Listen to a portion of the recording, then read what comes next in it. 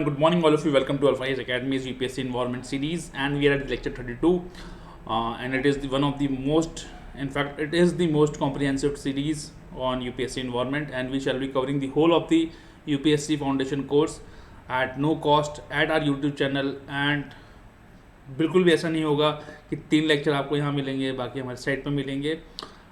Lectures are at no cost and materials are at no cost. Of course, the soft copies are at no cost. You have to take out the hard copies, but then it is a digital age. You can study on your iPads, laptops. You want, like, I am not an iPad guy. I like to have the hard copies and then study. So thank you all for watching, and people have been continuously supporting us, seeing our lectures. If you have any feedback, comments, you can always comment in the comment box, and we shall try to improve our lectures in the future also. And after this we are coming with the agriculture series. After the environment series is done, it is being quite a long series, but then we have to cover the whole of the syllabus. We don't want any shortcut or cut short just for the sake of views. Thus we have been studying about the आपका protection, हमने climate conventions पढ़ लिए, protected sites पढ़ ली. तो basically आज थोड़ा सा lecture करेंगे. आज हम पढ़ेंगे इंडिया के क्या क्या एफर्ट्स हैं, Indian efforts to counter climate change. तो बेसिकली सबसे पहले तो जब आप लिखेंगे तो उसमें एक national action plan for climate change है हमारे पास. इस national action plan for climate change के अंदर ही 8 डिफरेंट मिशंस हैं. ठीक है, कितने हैं? 8 डिफरेंट मिशंस. पहला मिशन है आपका national solar mission. National solar mission में क्या होगा? ऑफकोर्स सोलर जो एनर्जी है उसको टैप करेंगे, उससे पावर जनरेशन करेंगे और उसको मोर यूज़ में लाएंगे and fossil fuel based energy options को फेज आउट करेंगे. देन एक है हमारे पास national mission for energy enhance energy efficiency. तो एनर्जी एफिशिएंट बनाएंगे, जो हमारे अप्लायंसेज हैं उसे एनर्जी एफिशिएंट बनाएंगे. ठीक है, एक इसमें कॉन्सेप्ट होता है एनर्जी सेविंग सर्टिफिकेट्स का. तो बेसिकली जो एनर्जी आपने सेव करी उसका एक सर्टिफिकेट मिल जाएगा, उसे आप ट्रेड भी कर सकते हैं. ठीक है, इसमें जो है पब्लिक प्राइवेट पार्टनरशिप को बिल्ड करेंगे. और ये जो है एनर्जी एफिशिएंसी आपको किसी पर्टिकुलर सेक्टर में नहीं बल्कि हर सेक्टर में लानी है, चाहे वो प्राइवेट हो, चाहे वो पब्लिक हो, चाहे वो म्यूनसिपैलिटी की बिल्डिंग हो, चाहे एग्रीकल्चर सेक्टर हो. आपको हर जगह जो है एनर्जी एफिशिएंसी को प्रमोट करना है.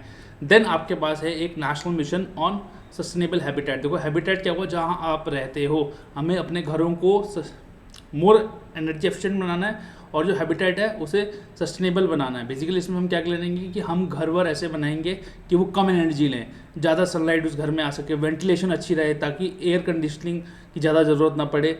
ऐसे डिज़ाइन करेंगे कि ज़्यादा गर्मी ना हो, अंदर ना ज़्यादा ठंड हो, एक अच्छा टेम्परेचर मेंटेन रहे. ठीक है, 10 जो आइडिया है इसके बिहाइंड वो है कि आपको सस्टेनेबल हैबिटेट या सस्टेनेबल होम्स बनाने हैं. ठीक है, देन नेशनल वाटर मिशन. अब देखो ये क्लियर बात है कि क्लाइमेट चेंज से जो है वाटर स्कैरसिटी भी होगी. तो बेसिकली इसमें जो हम बात की है, इस मिशन में हम बात करते हैं that is 20% improvement in water use efficiency through pricing and other measures. Then आपके पास एक national mission for sustaining Himalayan ecosystem. Basically Himalayan ecosystem पे ज़्यादा ध्यान क्यों रहता है कि हमारी जितनी भी नदियों का जो मेन नदियाँ हैं जैसे गंगा, यमुना, उनका जो उद्गम है वो या उनका जो ओरिजिन है वो हिमालयाज़ में. हिमालयाज़ के जो ग्लेशियर हैं वो ऑलमोस्ट बहुत सारी नदियों को पानी देते हैं. तो दैट पर्टिकुलर सिस्टम, ऐसा कुछ नहीं है कि वेस्टर्न घाट्स इकोसिस्टम या सेंट्रल हाईलैंड्स किसी उनकी इंपॉर्टेंस कम है. बट देन इस 8 मिशंस के अंदर national mission for sustaining Himalayan ecosystem है और उसका जो मेजर ऑब्जेक्टिव है वो है कि जो हिमालयन इकोसिस्टम है उसे बचाया जाए. जो वहाँ ग्लेशियर्स हैं जो रिसीड हो रहे हैं, गंगोत्री ग्लेशियर लगातार रिसीड होते चले जा रहा है, जहाँ से गंगा नदी निकलती है. बेसिकली वो बनती आके देवप्रयाग में है. जब भागीरथी और अलकनंदा मिलती है वहाँ से उसको गंगा बोला जाता है. लेकिन गंगोत्री से क्या है कि जो स्ट्रीम निकलती है उसी को वहाँ पे उसका उद्गम वहीं से माना जाता है बेसिकली. ठीक है, तो हमें उस पर फोकस करना है. Then national mission for a green India. भाई ग्रीन इंडिया बनाना है, हरा हरा दिखना चाहिए. हरा हरे के लिए क्या करेंगे आप? पेड़ लगाएंगे. तो हमने क्या बोला कि एफॉरेस्टेशन करेंगे 6 million hectares of degraded forest lands का. एंड जो फॉरेस्ट कवर है हम 23% से 33% बढ़ा देंगे इंडियन भारत की धरती पर. Then national mission for sustainable agriculture. देखो बहुत सारी चीज़ है कि एग्रीकल्चर पर डिपेंडेंट होती है. क्लाइमेट चेंज का जो इफेक्ट है एग्रीकल्चर पे, एग्रीकल्चर का हमारी फूड सिक्योरिटी पे और फूड सिक्योरिटी का डायरेक्ट इम्पैक्ट हमारे ऊपर आएगा.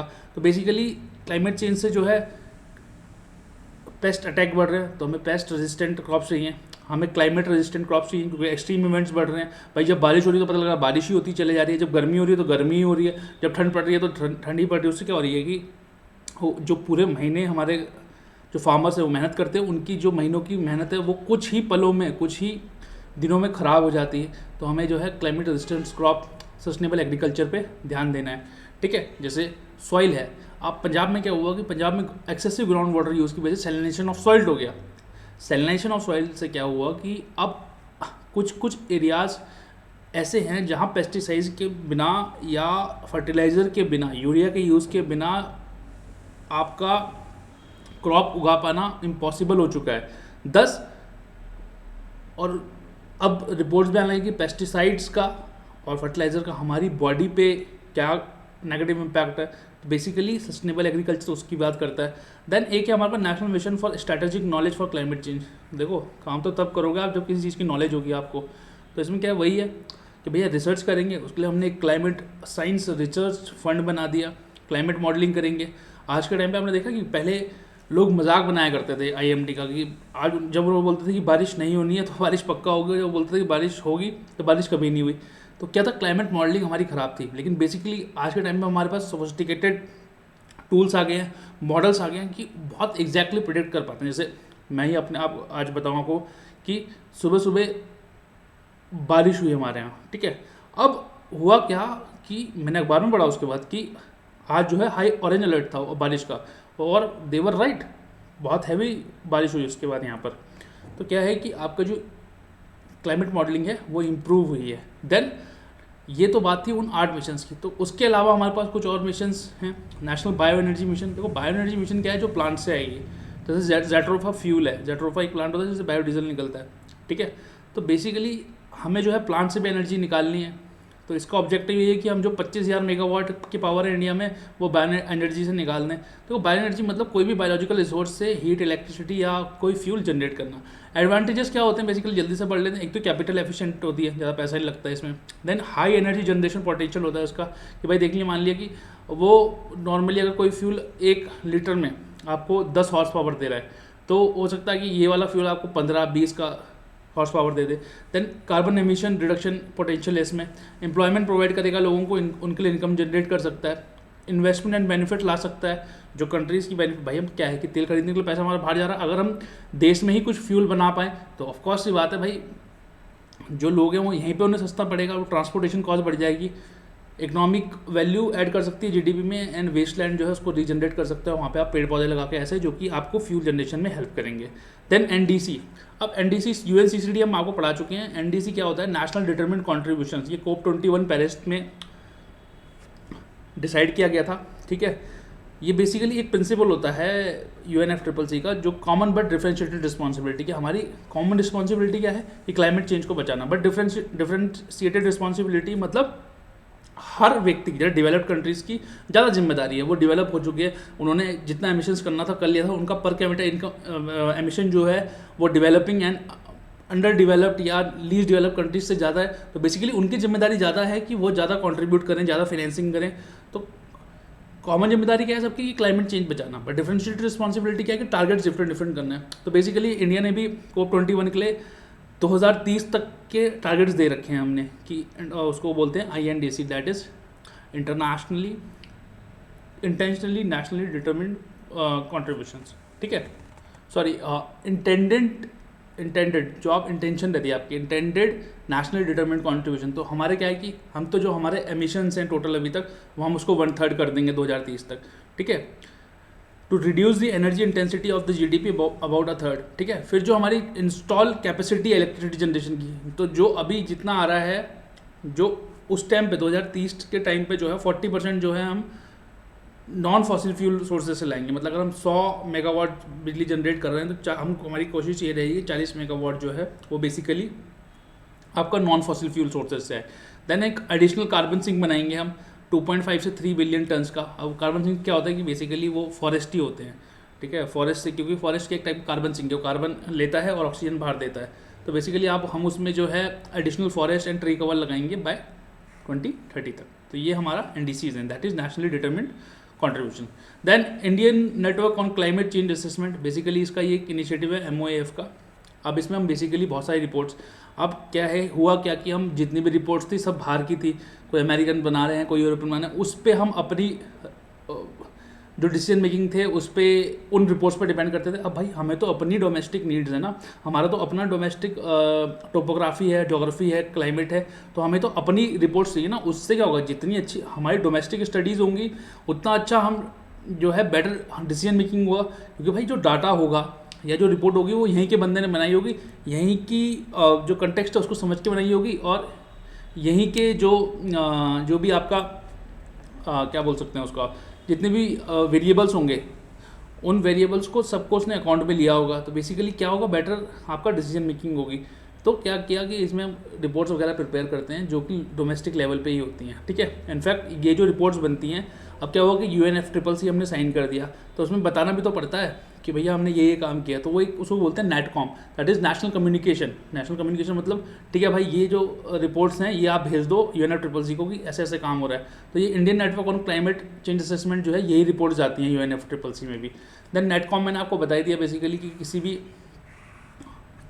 आपका UNFCCC में हमें जितनी भी इंफॉर्मेशन भेजनी है उसके लिए हमने एक फोरम बना दिया, उसको हमने नेटकॉम बन दिया। पहले शुरू में ये 2002 के टाइम पे तो ग्लोबल इन्वायरमेंट फैसिलिटीज़ को चलाती थी, ठीक है। देन एक इंडिया का पॉलिसी स्ट्रक्चर देख लेते हैं, that is relevant to greenhouse gas mitigation, क्या क्या कर रहे हैं हम लोग।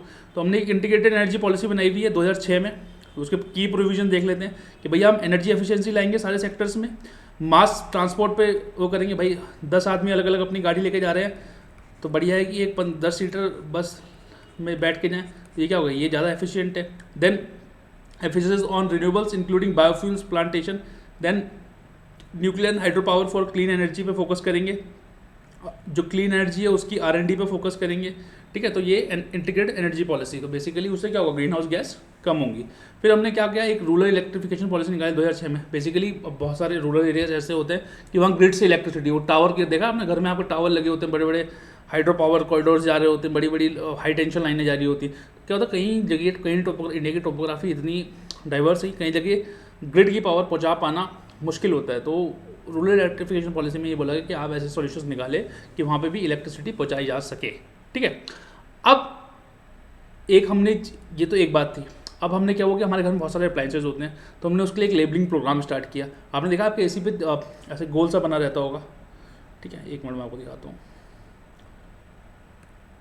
ऐसे बना रहता होगा, ऐसे AC या फ्रिज पे ऐसे गोल सा बना होगा, उसमें 5 स्टार होंगे, ठीक है। उसमें से कई बार 2 रेड होते हैं, कई बार 3 रेड होते हैं, कई बार 4 रेड होते हैं, कई बार 5 रेड होते हैं। तो बेसिकली क्या है, अगर 5 के 5 रेड है तो वो 5 स्टार हो गया, 4 रेड हैं तो 4 स्टार हो गया, 3 रेड हैं 3 स्टार हो गए, 2 रेड हैं 2 स्टार हो गया, 1 रेड है 1 स्टार हो गया।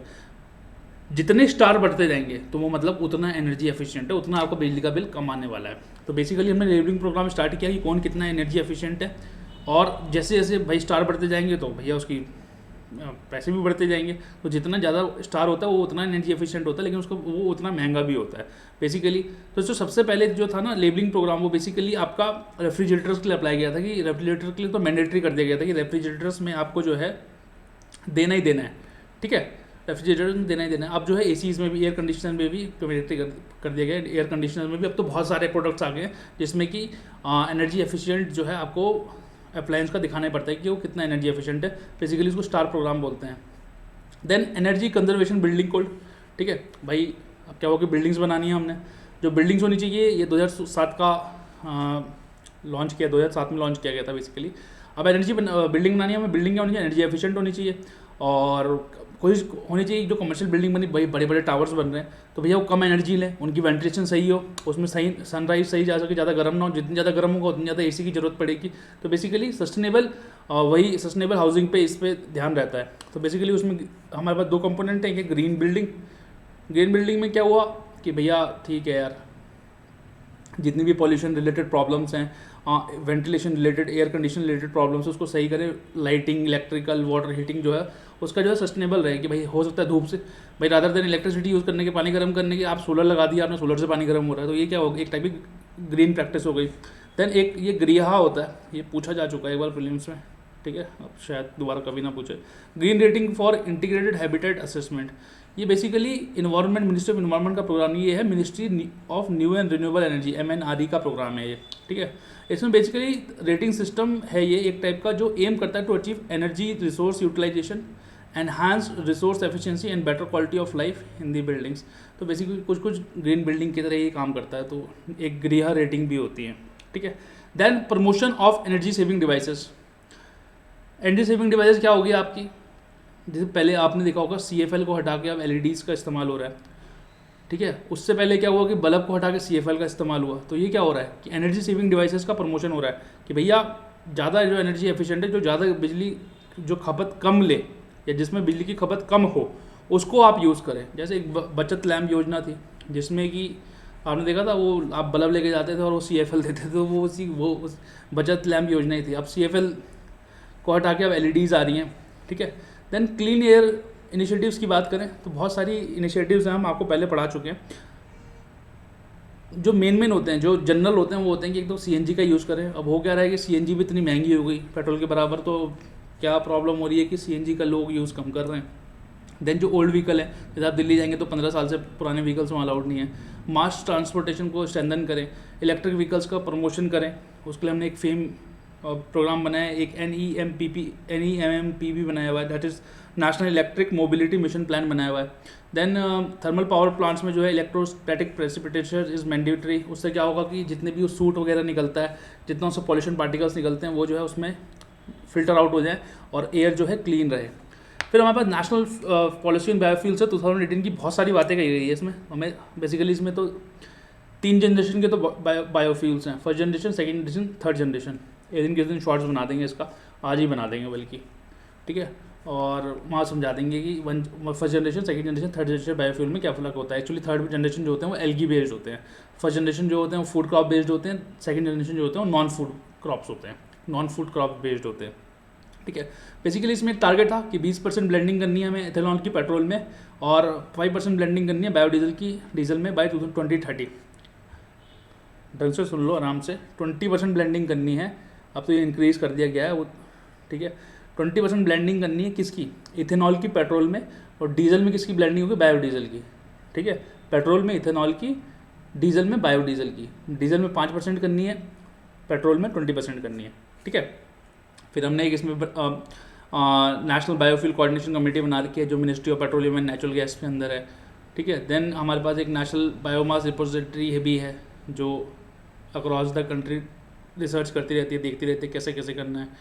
Then crop based fossil fuels, जो बायोफ्यूल्स है उसे हटाना है, नॉन फूड पे आना है, क्योंकि पता लग रहा आपने मक्की उगाई खाने के लिए, हाँ वो चले गई बायोफ्यूल में, तो खाने के लिए कुछ बचा ही नहीं, तो क्या वो फूड सिक्योरिटी के लिए खतरा पैदा कर सकती है। तो बेसिकली ये फीचर्स थे नेशनल पॉलिसी ऑन बायोफ्यूल्स के लिए। हमने इसके पे आराम से बढ़िया से डिस्कस भी किया हुआ है, मैं कमेंट बॉक्स में उस पूरी वीडियो का लिंक भी डाल दूँगा अभी, ठीक है। देन एक है आपके पास national action plan to combat desertification.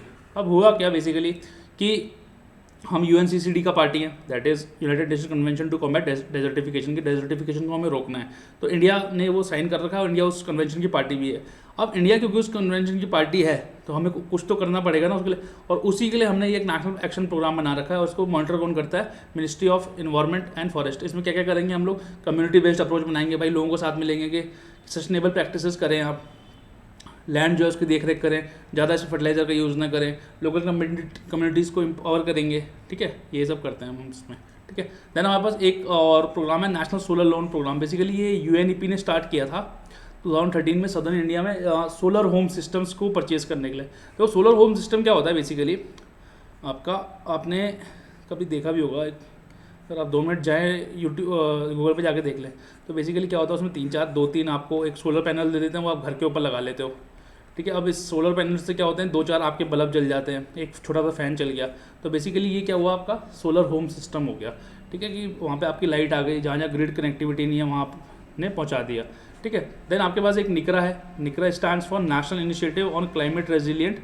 Agriculture. ये ICR का प्रोग्राम है, Indian council for agriculture research का, है ना। एंड इट इज़ इसका ऑब्जेक्टिव है कि भैया जो रेजिलियंस है इंडियन एग्रीकल्चर की, और वो कवर किसे करता है, crops, life stock and fisheries, तीनों को उसे और बेहतर बनाया जा सके, उसे रेजिलिएंट बनाया जाए। तो इंडियन एग्रीकल्चर जो है आपको रेजिलिएंट बनाना है क्लाइमेट चेंज के प्रति, और उसमें सिर्फ क्रॉप्स को नहीं, लाइफ स्टॉक्स एंड फिशरीज को भी रेजिलिएंट बनाना है।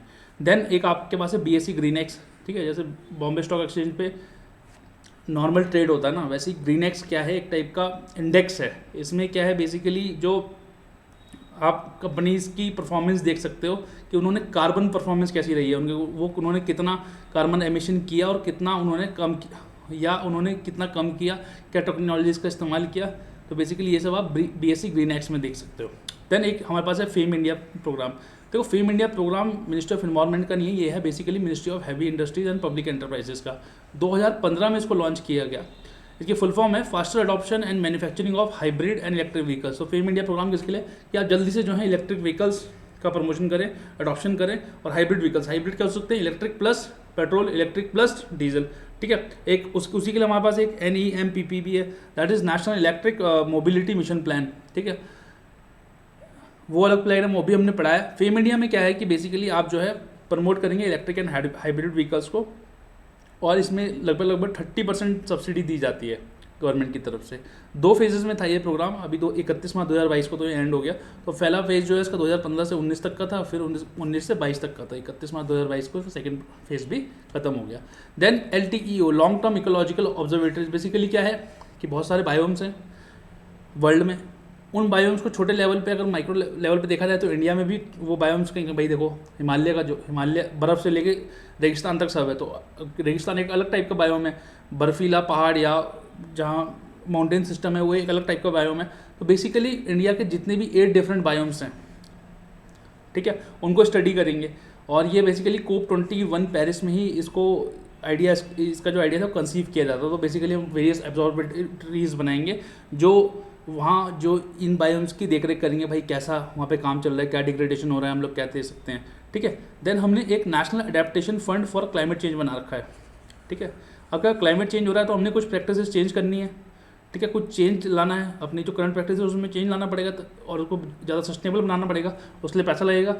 तो वो पैसा कहाँ से आएगा, आपका national adaptation fund for climate change. Basically ये 2015-16 में सेटअप किया गया था, और ये सेंट्रल सेक्टर स्कीम है, और उसको इंप्लीमेंट कौन करता है, NABARD, national bank for agriculture and rural development is the national implementing agencies, ठीक है। तो जितनी भी मिटिगेशन एडेप्टेशन एक्टिविटीज़ के लिए जो भी पैसा चाहिए होता है वो ये देता है, ठीक है। देन जल्दी से प्रीलिम्स का तो नहीं है, more of men's point of view है। तो इंडिया का स्टैंड क्या है क्लाइमेट चेंज नेगोशिएशन में। देखो हम लोग जो है क्लाइमेट चेंज को रियल मानते हैं, कुछ कंट्रीज़ हैं वर्ल्ड में, या कुछ कंट्रीज़ के जो नेता थे जो कि बहुत ही अच्छे नेता थे, उन्होंने बोल दिया था कि climate change is a hoax. हमारे किसी नेता ने या हमारे किसी भी प्रीमियर ने या हमारे किसी भी डेवलपमेंट ने आज तक ये नहीं बोला है कि climate change is a hoax. We acknowledge that climate change is for real and we need clean air, clean energy and clean power balance with growth. तो our objective is clean air, clean energy and clean power balanced with growth. We want growth, but we also want our energy clean. Thus also we believe that there should be basis of differentiation. That means the developed countries owes more responsibility in the process of climate change rather than developing countries, which has to focus on various areas such as poverty alleviation. हमें गरीबी पे भी ध्यान देना है, हमें growth पे भी ध्यान देना है, लेकिन फिर भी हम जो है क्लाइमेट चेंज को एक्नॉलेज करते हैं और उसके लिए जो भी करना है उसके लिए कर सकते हैं। बट देन हमारे जो कमिटमेंट्स हैं, वाटर सैनिटेशन, वुमेन एम्पावरमेंट, क्योंकि बहुत सारी चीज़ें हमारे देश में अभी हुई नहीं है, हम लोग स्टिल एक डेवलपिंग कंट्रीज़ है, और हमें जो है पॉवर्टी एलिवेशन, फूड सिक्योरिटी, इस सब पे भी ध्यान देना है।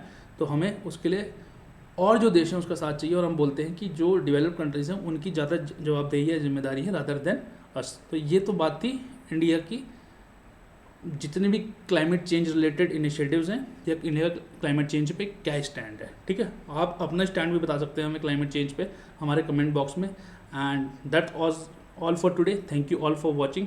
आई hope you all are doing good. I wish you a very happy day. Keep healthy, keep smiling, and we shall see you soon. Bye bye.